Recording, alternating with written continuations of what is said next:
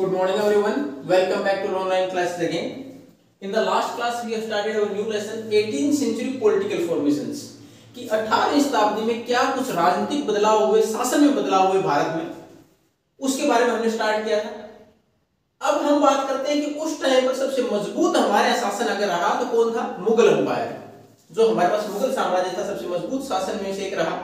1526 में इसकी स्थापना की थी बाबर के द्वारा। Then it was reach to extent और एट द पीक, अपने शिखर तक पहुंचा under the able rulers like Akbar, Shahjahan, Jahangir, Aurangzeb etcetera. जो मजबूत शासक हुए, उनका प्रशासन अच्छा था, उनके दौरान इनके शासन का काफी विस्तार हुआ। लेकिन एक परिस्थिति ऐसी भी आई, हमारे 18th सेंचुरी पढ़ रहे हैं तो 18th सेंचुरी में there was a great decline in the Mughal power. Mughal के पावर उसमें बहुत ज्यादा कमी आई। इसमें देखो तो crisis of the empire and the later Mughals, कि किस प्रकार लेटर मुगल्स थे, खासकर लेटर मुगल्स कौन कहलाते हैं, ये हम पहले भी डिस्कस कर चुके हैं।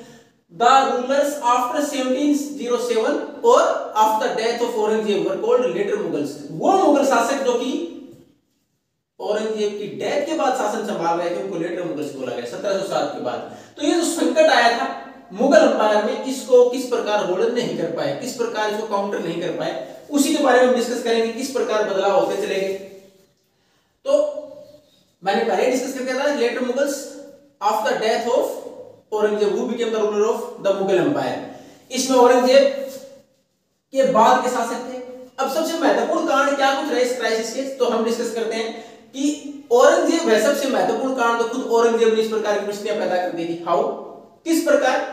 सबसे महत्वपूर्ण इस प्रकार पैदा कर दी इसने परिस्थितियां कि औरंगजेब ने ज्यादातर, खासकर कौन से इलाके में, इन द डेक्कन का जो इलाका था उसमें युद्ध लड़ते समय ही डिप्लॉयड मैनी रिसोर्सेज। उसने मिलिट्री रिसोर्सेज की बात करें या फाइनेंशियल रिसोर्सेज की बात करें, यानी जो पैसा जो टैक्स के तौर पर वसूला गया था, रेवेन्यू के तौर पर वसूला गया था, या फिर इतनी बड़ी मजबूत सेना उससे पहले के शासकों ने खड़ी की थी, उसको कहीं ना कहीं बहुत निम्न स्तर पर लेके आ गया था। यानी इतने ज्यादा युद्ध लड़े डेक्कन के एरिया पर कंट्रोल करने के लिए उसके रिसोर्सेज खत्म होते चले गए।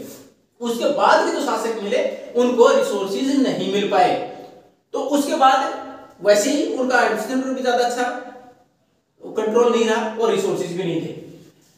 अब उससे दूसरा कारण, पहला तो जैसे औरंगजेब ने डिप्लॉयड रिसोर्सेज, पहले तो रिसोर्सेज की कमी औरंगजेब की वजह से हो गई थी, उसने इतने सारे युद्ध लड़े। दूसरी जो प्रॉब्लम आई वो आई पावरफुल मनसबदार एंड सूबेदार। मनसबदार एक आपने वर्ड पढ़ा था जब 4th लेसन में हमने मुगल एम्पायर पढ़ा।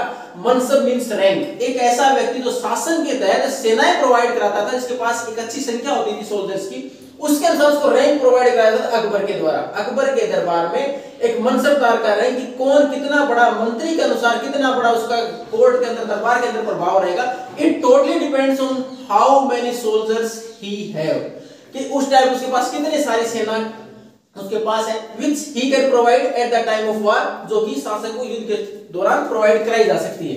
तो उसके दौरान ये पावरफुल मनसबदार थे, उनको सैलरीज, रेगुलर सैलरीज नहीं मिलती थी। दे वर ग्रांटेड लैंड, उनको जमीन दे दी जाती थी। They have to collect revenue from there, वहां से रेवेन्यू कलेक्ट करनी होती थी। ऐसे ही तो different provinces controlled by the Mughals, तो अलग अलग प्रांत कंट्रोल किए गए थे मुगलों के द्वारा। There they made governors to rule, वहां उन्होंने गवर्नर बनाए थे शासन के लिए, और उन गवर्नर को बोलते थे सूबेदार। तो ये लोग जिनके पास रेवेन्यू की पावर भी आ गई, यानी रेवेन्यू कलेक्ट करते उनको लैंड ग्रांट्स दी गई थी। दूसरा, वो सेना अपने साथ रखते थे, मिलिट्री पावर उनकी बढ़ी।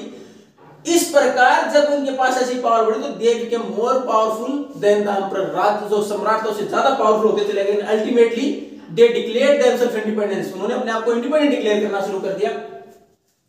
उसके साथ साथ, यानी पहली परेशानी तो औरंगजेब ने खुद ने डेक्कन के इलाके में कंट्रोल करने के लिए युद्ध लड़े, उसमें रिसोर्सेज कम कर दिए। दूसरा, जो पावरफुल मनसबदार सूबेदार थे उन्होंने राजा के खिलाफ आवाज उठानी शुरू कर दी, इंडिपेंडेंट डिक्लेयर करना शुरू कर दिया खुद को, क्योंकि वो पावरफुल बनते चले गए। तीसरा, पीजेंट्स और जमींदार से उन्होंने भी राजा के खिलाफ, दे रिवोल्टेड अगेंस्ट द किंग, उन्होंने राजा के खिलाफ आंदोलन चलाने शुरू कर दिए because of high revenue rates, की टैक्स बहुत ज्यादा बढ़ाए गए थे रिसोर्सेज कलेक्ट करने के लिए, तो उनके खिलाफ आंदोलन करने शुरू कर दिए। तो they also created problems for the empire. Then after invasion from other countries, तो दूसरे हमारे पड़ोसी देश थे वहां से आक्रमण। इसमें सबसे महत्वपूर्ण देखो, नादिर शाह ने 1739 में इन्वेडेड दिल्ली के ऊपर आक्रमण किया and planned a huge amount of money as well as the different jewels और गोल्ड और सिल्वर, कि इतने सारे रिसोर्सेज जो मुगलों के थे उनको उसने नियंत्रण किया। उसमें मात्र लगभग उस टाइम पर 60 लाख रुपए, उसके साथ more than the value of 1 crore gold. उसके साथ साथ सबसे महत्वपूर्ण जो हम बार बार सुनते हैं, कोहिनूर, जो हमारे पास हीरा था एक, उसके साथ साथ शाहजहां के द्वारा बनाया गया पीकॉक थ्रोन, उसको वो अपने साथ लेके चला गया था। तो इतने ज्यादा उसने यहाँ रिसोर्सेज होते हैं उनको ब्लेंडेड लूटा गया। उसके बाद नादिर शाह के बाद भी अहमद शाह अब्दाली जो कि एक अफगान रूलर था, नादिर शाह कहां से थे? ईरान से। अहमद शाह अब्दाली जो कि अफगान रूलर थे, उन्होंने भी भारत पर 5 बार आक्रमण किया 1748 से 61 तक, जिसने कि मुगल अंपायर को बहुत ही निम्न स्तर पर पहुंचा दिया। यानी मुगल साम्राज्य, वैसे लेटर मुगल्स के अंतर्गत ज्यादा नियंत्रण नहीं था औरंगजेब के बाद। उसके बाद इस प्रकार से इनके ऊपर बार बार आक्रमण हुए, इनको और कमजोर कर दिया गया और नए राजवंश आने शुरू हो गए, नए मजबूत जो हमारे पास प्रोविंशियल किंग थे, जो हमारे पास छोटी डायनेस्टीज थी, वो धीरे धीरे पावर में आनी शुरू हो गई। उसके बाद हम देखेंगे कि किस प्रकार धीरे धीरे बाकी जो लोग थे, खासकर मराठा थे, उन्होंने अपनी पावर को आगे बढ़ाना शुरू कर दिया और मुगल अंपायर को चैलेंज करना शुरू कर दिया। In the next class we will continue with the next topic. Thank you and have a nice day.